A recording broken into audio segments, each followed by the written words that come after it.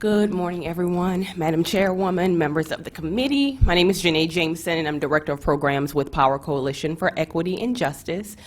We are a team of organizations that believe in the power of community and taking action, and we believe that policy should center people and the most vulnerable populations within our state. Our goal is to equip our fellow Louisianians with the knowledge and information they need to find their voice and learn where and when to use it. In recent years, we set forth an agenda that addresses the needs of all residents using innovative policy, civic engagement, and adequate resources. We created the People's Agenda, which highlights juvenile and criminal justice reform, economic and fiscal fairness, fair housing, healthcare access, and more.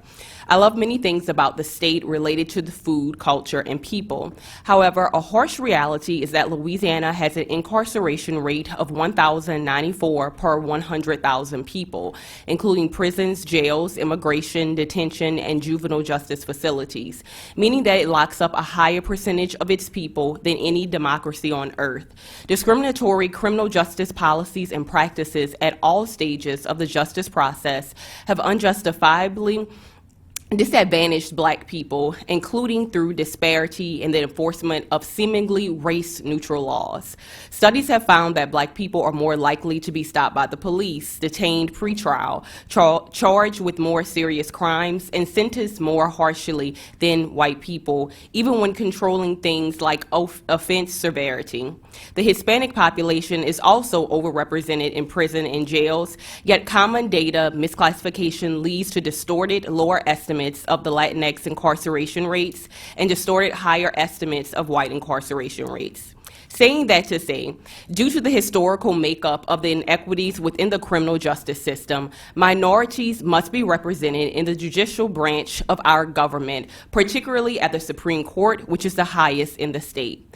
The Supreme Court decides what affects the everyday life of all Louisianians, including issues related to education, employment, housing, healthcare, and many of the issues we've centered, as I previously mentioned, on the People's Agenda. Only one of the 7 seats on the Louisiana Supreme Court is held by a Black person or person of color, or is likely to be held by a candidate of choice by Black voters, given current district lines and demographics. There are similar racial inequities at the local level as well. So again, the state's racial makeup is such that an additional majority-minority district should be created. The time has never been more significant for increased representation on the highest court in the state, with education and health outcomes for Black communities going in the wrong direction. Particularly during the height of the pandemic in April of 2020, Black people accounting for 70% of deaths from COVID-19, while comprising 1/3 of the state's population. If we want to avoid or minimize future events of this nature and more effectively deal with the current one, we must think of public health as being intertwined with every aspect.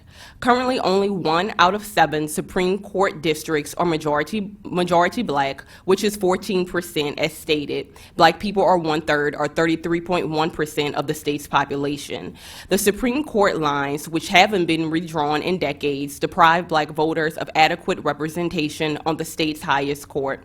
As a legislative body, I challenge you to give minority voters a prominent voice in picking judges and diversifying a disproportionately white bench.